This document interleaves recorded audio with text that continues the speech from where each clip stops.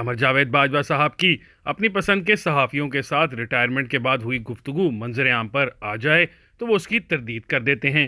یوں معاملہ محبوب کی اس قمر جیسا ہو جاتا ہے جس کے بارے میں غالب سوچتے ہی رہ گئے کہ وہ ہے یا نہیں ہے۔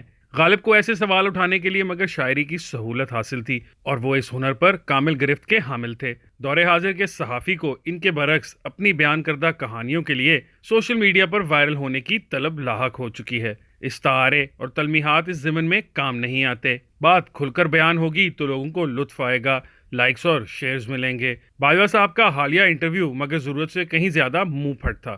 اس کا پہلا حصہ منظر عام پر آیا تو میڈیا کا یہ طالب علم اس کالم میں نہایت دردمندی سے التجا کرنے کو مجبور ہوا کہ سب کچھ عیاں کر دینے کے ہذیانی لمحات سے مغلوب ہوئے 6 برس تک ہماری ریاست کے طاقتور ترین سربراہ رہے باجوہ صاحب کو کم از کم اپنے مادر ادارے کو نقصان نہیں پہنچانا چاہیے تھا۔ صحافی اور سیاستدان پنجابی محاورے والی لسی یعنی کمزور پارٹی ہوتے ہیں، انہیں رونت بھرے ہذیان کا نشانہ بناتے رہیں۔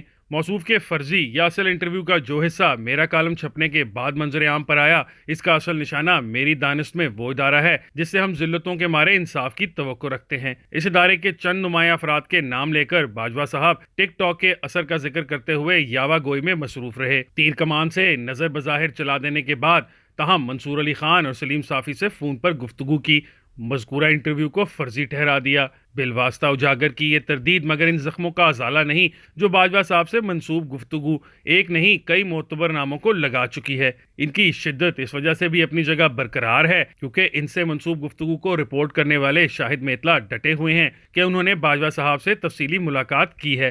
اس کے دوران آف دا ریکارڈ ہوئی کئی باتوں کے علاوہ آن دا ریکارڈ فکرے بھی طے ہو گئے تھے۔ میرے لیے یہ فیصلہ کرنا ممکن ہی نہیں کہ شاہد میتلا پر اعتبار کروں یا باجوہ صاحب کی دیگر معتبر ساتھیوں کے وسیلے سے آئی تردید پر۔ 2 ٹکے کے رپورٹر نے خود کو کبھی منصفی کے قابل نہیں سمجھا۔ ٹک ٹاک کے اثر کے حوالے سے باجوہ صاحب نے جن عزت مآب صاحبان کو زک پہنچائی ہے، انہیں مگر حقائق کا کھوج لگانا چاہیے۔ جن کی ساکھ کو ٹھیس لگی ہے، ان کا تضحیک آمیز ذکر ہمارے تحریری آئین کے مطابق ممنوع تصور کیا جاتا ہے۔ ان کی ساکھ کا تحفظ ان دنوں اس لیے بھی لازمی ہے کہ پنجاب اسمبلی کے 30 اپریل کے روز ہوئے انتخاب مؤخر کر دیے گئے ہیں۔ واضح وجوہات کی بنیاد پر تحریک انصاف مذکورہ تاخیر کو توہین عدالت تصور کرتے ہوئے اپنی فریاد وطن عزیز کی اعلیٰ ترین عدالت میں جمع کروا چکی ہے۔ اس فریاد کی سنوائی کے لیے اگر انہی عزت مآب افراد کا انتخاب ہوا جنہیں باجوہ صاحب نے مبینہ طور پر ٹک ٹاک کے زیر اثر ٹھہرایا ہے تو تحریک انصاف کے دیرینہ ناقدین کئی سوالات اٹھائیں گے۔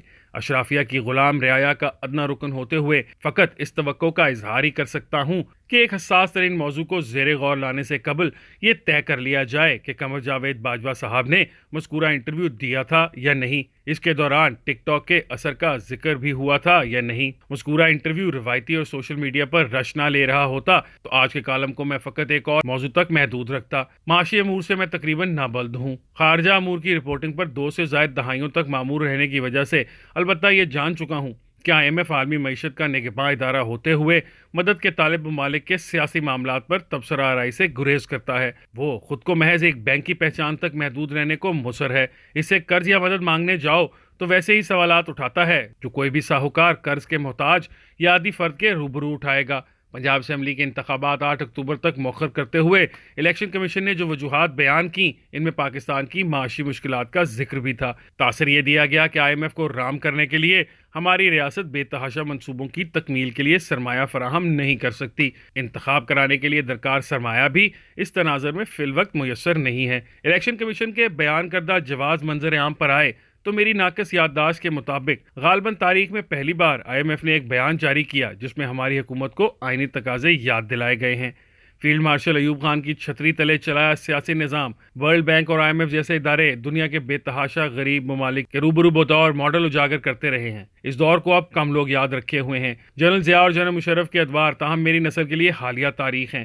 افغانستان کو کمیونسٹ روس کے قبضے سے آزاد کرانے کے لیے ورلڈ بینک وغیرہ نے ضیاء حکومت کی دل کھول کر مدد کی تھی۔ ہمارا آئین 1985 میں ہوئے غیر جماعتی انتخابات سے قبل 8 برس تک معطل رہا۔